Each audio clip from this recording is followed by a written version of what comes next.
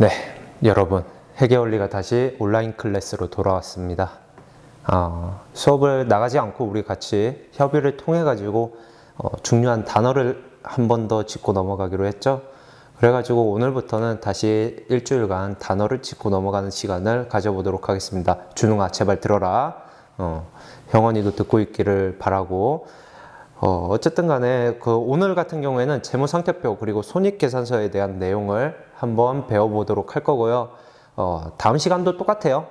똑같이 또 손익계산서 재무상태표를 배우고 그 다음에 차차 쌤이 순서에 맞추지 않고 중요한 단어들을 하나씩 되짚어가는 시간을 가지도록 하겠습니다. 그렇다면 한번 수업 시간으로 가보도록 할게요. 네, 안녕하세요. 또 우리가 온라인 클래스에서 만나게 되었네요. 제티와 함께하는 회계원리 이렇게 해서 제하 이러고 있어요. 여러분, 오늘 첫 번째 강의로는 첫 번째 강의는 아니지만 결국에는 우리가 다시 한 번 더 쌤하고 이야기한 바로 해가지고 우리가 협의 본 거는 다시 한번 처음부터 해서 중요 키워드들을 한번 알려주기로 했었죠. 그렇게 해서 오늘은 재무상태표 그리고 손익계산서에 대해서 조금 한번 짚고 넘어가 볼게요. 그리고 난 다음에 나중에 이제 좀 더 다양한 단어들을 조금 이번에는 평소처럼 체계적으로 나간다기보다는 중요 키워드들을 하나하나 조금 짚어가다 보니까 체계적이지는 못할 수도 있다라는 거 여러분들이 이해는 해주셨으면 좋겠습니다. 맨 처음 재무상태표라는 것에 대해서 먼저 보고 넘어가도록 하겠습니다. 재무상태표 우리가 많이 배웠어요. 쌤이 계속 이야기를 했던 겁니다. 한번 의미부터 보도록 할게요. 이 자산 그리고 부채 그리고 자본 이 세 가지를 기재하여 가지고 기업의 일정 시점 재무 상태를 나타내는 표다라고 이야기를 했습니다. 이 자산, 부채, 자본, 그리고 일정 시점, 재무 상태 이 5가지의 키워드 이걸 통해 가지고 의미를 파악할 수도 있다라고 쌤이 이야기를 했죠. 정말 중요한 5가지의 키워드예요. 왜냐면은 우리가 구성하고 있는 이 3가지 자산, 부채, 자본 그리고 의미를 뜻하는 무엇을 보여주는가를 뜻한 일정 시점 그리고 어떤 걸 보여주는가 재무 상태 이 5가지의 키워드만 여러분들이 알고 있어도 재무 상태표의 의미를 손쉽게 써내갈 수 있다라는 거고요. 결국에는 이 재무 상태표를 쓸 때는 자산은 왼쪽 차변이라는 곳이죠. 그리고 부채와 자본은 오른쪽 대변이라는 곳이죠. 여기에서 각각 증가를 하게 되고 기본적으로 작성되는 게 자산은 차변, 자본과 부채는 대변이 된다라는 겁니다. 하지만 무조건 증가만 하지는 않는다라고 했어요. 그렇기 때문에 당연히 감소를 할 때도 있다라는 겁니다. 감소할 때는 반대로 써주면 된다라고 이야기를 했습니다. 한마디로 반대로 쓸 때 자산은 오른쪽, 부채와 자본은 왼쪽인 차변에 작성을 하게 된다라는 겁니다. 이게 결국엔 거래의 8요소라는 것에서 이어져 내려왔다라고 했고 기본적으로 이렇게 있으면은 자산은 이 왼쪽인 차변에서 증가를 하고 부채 그리고 자본은 이 오른쪽인 대변에서 증가를 서로 하게 되고 감소를 할 때는 서로 반대로 이동을 하면 된다라고 이야기를 했습니다. 우선은 재무상태표의 증가는 어떻게 되는가? 방금 이야기한 그대로네요. 자산은 차변, 부채와 자본은 대변에서 증가를 하고 감소를 할 때는 부채와 자본이 차변으로 자산은 대변으로 이렇게 이동을 해서 감소를 시켜주게 된다라고 이야기를 하고 있습니다. 이 등식들을 보는 걸로 우리가 하나의 또 다른 재무상태표 등식을 완성시킬 수 있다고 했죠. 결과적으로 자산이라는 것은 부채와 자본을 더한 값이다 라고 여러분들이 알 수가 있습니다. 그렇다면 이게 무슨 의미인가 라는지 한번 보겠습니다.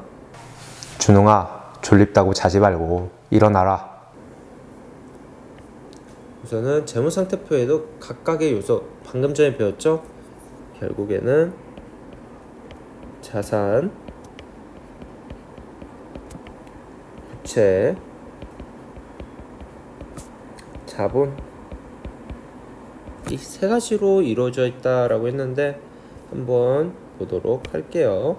맨 처음 자산부터, 과거의 거래나 사건의 결과로 미래에 경제적으로 나에게 효익을 가져다 줄 것으로 기대되는 자원입니다.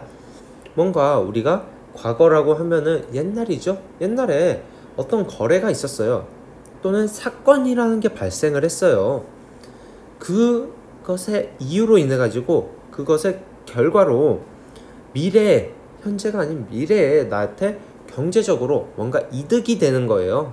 이득을 줄 것으로 예상하고 있는 자원들, 이거를 자산이라고 이야기를 한다라는 거죠.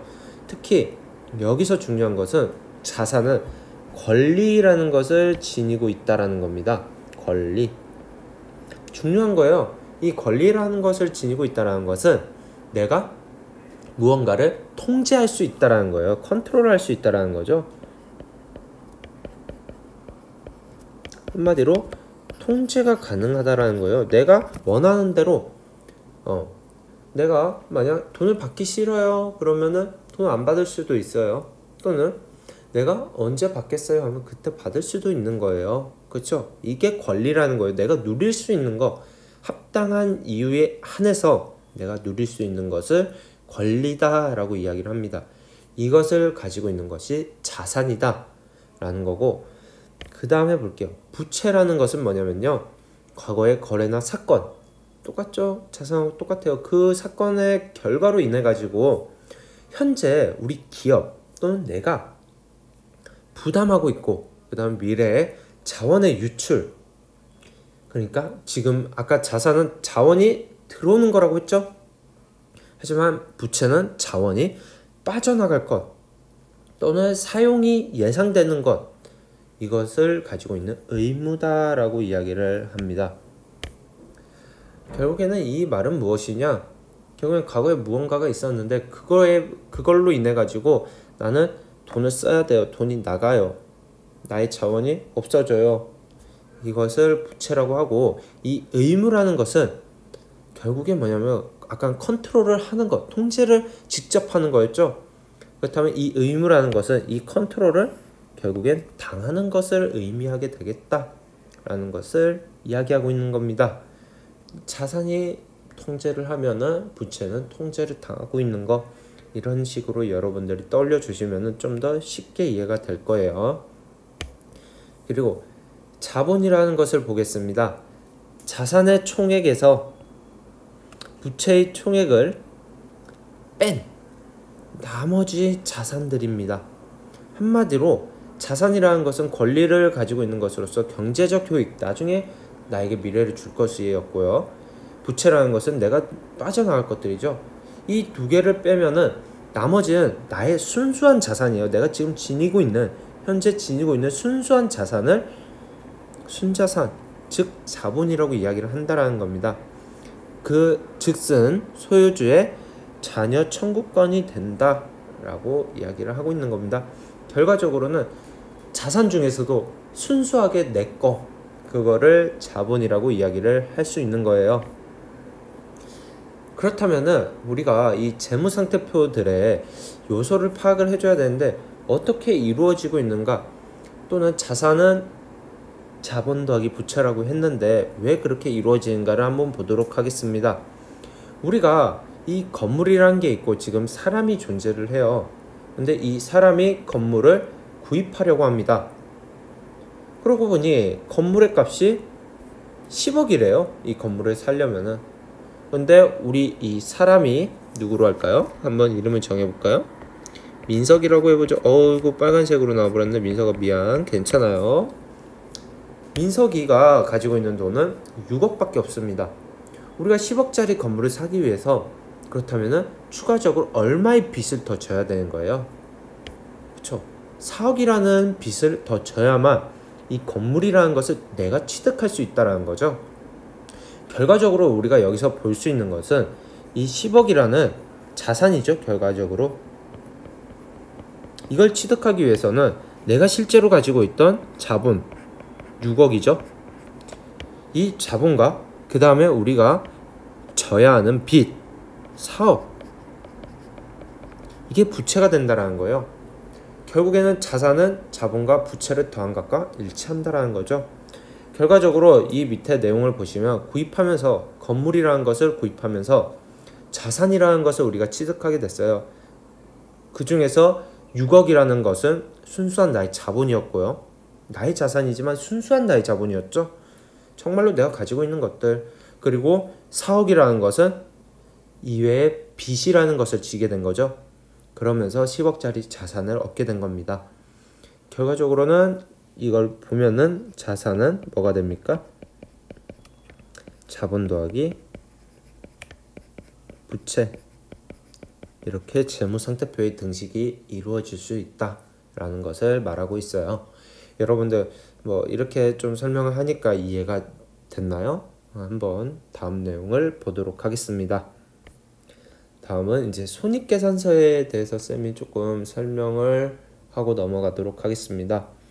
손익계산서라는 것은 수익 그리고 비용을 기재를 하는 겁니다. 이 두 가지를 작성을 해가지고 우리가 일정 기간 동안의 기업의 경영 성과를 나타내는 표다라고 이야기를 하고 있어요. 특히 이 수익과 그리고 비용 그리고 일정 기간 그리고 마지막 경영 성과, 이 네 가지만을 여러분들이 알고 있다고 하더라도 이 손익계산서의 의미를 작성할 수 있게 될 겁니다. 결국에는 수익, 비용, 일정 기간이라고 하면은 큰 범위죠. 우리가 일정 시점이라고 하면은 한 가지 딱 그 상태만 보는 거지만 일정 기간이라는 것은 언제부터 언제까지의 움직임을 본다라고 쌤이 많이 이야기를 했습니다. 그리고 경영을 어떻게 읽어냈는가, 이것까지 보는 게 결국에는 손익계산서다 라고 의미를 파악할 수 있습니다. 비용은 결국에 왼쪽에 쓰게 됩니다. 왼쪽 차변이라는 곳에 쓰게 되고요. 수익이라는 것은 오른쪽 대변이라는 곳에서 발생을 한다라고 해요. 우리가 아까 보았으면은 자산과 부채, 자본 같은 경우에 쌤이 뭐라고 했어요? 증가와 감소라고 했죠. 하지만 비용과 수익은 쌤이 증가와 감소라고 이야기를 하지 않아요. 지금처럼 발생, 그리고 여기서 보면은 소멸, 이렇게 이야기를 하게 됩니다. 그 이유는 뭐냐면요, 비용이 증가한다라고 여러분들은 이야기를 하지 않아요. 비용이라는 것 자체는 증가하지가 않아요. 비용이란 건 생겼으면 생긴 것 그 자체죠. 우리가 라면이라는 걸 하나 사 먹기 위해서 비용을 냈는데 돈을 내게 되죠. 그걸 비용을 지출했다라고 하죠. 근데 1,000원짜리인데 1,200원으로 올라 있다고 해서 우리가 1,200원의 증가 비용을 제출했습니다라고 안 하죠. 그냥 1,200원이란 비용 자체를 발생시켜서 제출했다라고 하죠. 그렇기 때문에 비용은 그 쓰인 돈 그 자체입니다. 그렇기 때문에 발생, 비용은 쓰인 돈 그 자체다라고 보시면 될 것 같아요. 그렇기 때문에 발생이라고 이야기를 하고요. 수익 같은 경우에는 그 비용이라는 것을 쓰게 되면서 우리가 얻어낸 결과물이에요. 어떻게 보면은, 또는 우리가 무슨 경영활동, 영업활동 이런 것들을 통해서 얻어낸 돈이다라고 조금 보시면 될 것 같습니다. 쓰인 돈은 여기가 아니라 비용이라고 조금 생각을 해주시면 될 것 같아요. 그리고 반대로 소멸할 때는 비용을 어디? 오른쪽, 그리고 수익은 어디?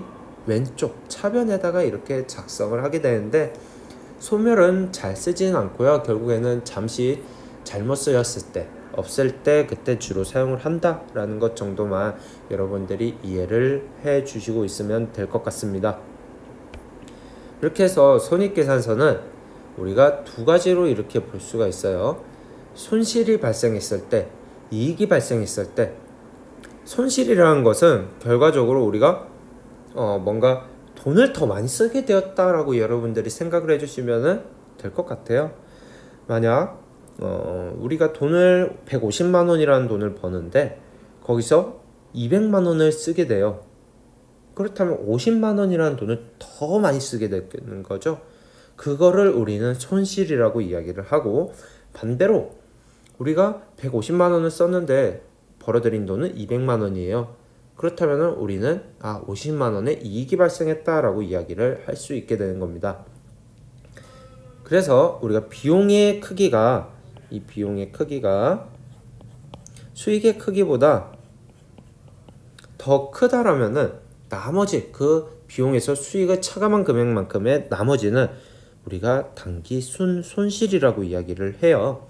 이거는 우리가 단기 이번 회계연도에 발생한 순수한 손실이다라고 이야기를 한다라는 거고요. 반대로 이익에서는 우리가 비용이 수익보다 작아요. 수익이 더 크다라는 소리죠. 한마디로 이럴 경우에는 당연히 수익에서 비용을 차감한 금액만큼의 이익이 생겼겠죠. 그렇기 때문에 이번 회계연도인 단기에 순수한 이익이 생겼어요 라고 해서 단기 순이익이라고 합니다. 한번 이 식들이 어떻게 사용되고 있는지 먼저 보도록 하겠습니다. 재현아, 피파 그만 꺼라. 결과적으로 손익계산서의 등식 같은 경우에는요, 수익에서 비용이라는 것을 빼내게 됩니다. 수익에서 비용을 빼면은 단기 순손익, 한마디로 손실 또는 이익, 이것이 발생한다라는 건데 둘 중에 무언가 하나는 발생이 한다라는 거죠. 보면은 수익이 비용보다 컸어요 라고 하면은 수익이 더 많았다라는 소리죠. 그럴 경우에는 단기 순이익이라고 이야기를 하고요. 다음, 수익이 비용보다 작았어요 라고 하면은 당연히 손실이 발생했다고 하죠. 그럴 때는 단기 손실이라고 이야기를 한다라는 겁니다. 이거는 꼭 기억을 해주셔야 돼요. 여러분들 알겠죠? 이건 나중에 한 번 더 다음 시간에 또 배워보도록 하겠습니다. 우리가 이번에는 손익계산서의 요소들에 대해서 한번 배워보도록 하겠습니다. 손익계산서라는 것의 요소 뭐가 있었어요? 수익과 비용이었죠. 수익, 비용, 이 두 가지의 요소를 토대로 우리가 이루어진다라고 했는데 비용부터 한번 보도록 할게요. 비용의 의미는 기업이 수익을 얻기 위해서, 우리가 수익이라는 걸 얻어내는 것이 결국에 이윤 창출, 그쵸?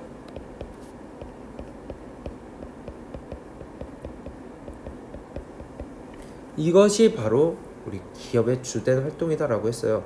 이걸 얻기 위해서 우리가 소비한 가치다라는 거예요. 그냥 소비한 것도 아니고 이 수익이라는 것을 얻기 위해서 소비한 가치로 일정 기간, 우리가 손익계산서도 일정 기간이라고 했죠. 이 기간 동안에 경영활동이다라고 보시면 되고요. 이 활동을 통해 가지고 발생하는 자산의 유출, 부채의 증가를 이야기할 수밖에 없다라는 거예요. 비용을 썼다라는 것은 당연히 자산이 빠져나갔거나 부채가 증가할 수밖에 없다라는 거죠. 두 개가 다 같이 발생한다는 건 아니고요. 둘 중에 하나가 발생하거나 당연히 두 개가 다 같이 발생할 수도 있다라는 거예요. 돈을 쓰면은 당연히 나의 자산이 빠져나가겠죠. 또는 내가 빚을 질 수밖에 없겠죠. 결과적으로는 이 결과로 자본의 감소까지 가져오게 된다라는 겁니다. 비용을 씀으로써 나의 순수한 자산이 결과적으로는 빠져나가게 된다라는 거죠. 여러분 이해가 되었나요? 다음 수익을 보도록 하겠습니다. 수익 같은 경우에는 기업이 경영활동과 관련된 재화의 판매 그리고 용역의 제공, 이것에 대한 대가로 발생하는 자산의 증가 그리고 부채의 감소를 말한다라고 되어 있죠. 한마디로 무언가를 내가 판매하고 용역을 제공함으로써 그거에 대한 대가로 돈을 받는 거죠. 한마디로 여러분들이 알바를 했어요. 일을 해줬죠. 그러면 뭘 받아요? 1급을 받죠. 이런 것들을 통해서 자산이 증가를 한다거나 또는 부채가 감소를 한다라는 것. 그렇죠. 내가 뭔가를 판매해서 부채를 감소시킬 수도 있고요. 이를 통해서 빚을 갚아나갈 수도 있잖아요. 이 결과로는 결국에 나의 자산이 증가를 하게 된다라는 것을 이야기하고 있는 겁니다. 결국에는 이 수익과 비용, 비용이라는 것은 수익을 벌어들이기 위해서 사용하는 것이다. 수익은 결과적으로 이제 돈을 벌어들이는 행위다. 자산이나 부채를 감소시키면서 나의 순자산을 증가시키는 행위다라고 여러분들이 생각을 해주시면 될 것 같습니다. 네, 여러분 오늘 수업 잘 들었나요? 쌤이 급하게 준비를 하다 보니까 이렇게밖에 영상을 못 찍었습니다. 그래도 여러분들한테 좀 더 도움이 됐길 바라면서 다음 시간도 한번 2시간 정도 남은 것 같은데 준비를 해볼게요. 네, 다음 시간에 또 만나도록 하겠습니다. 여러분 다음 시간에 만나요.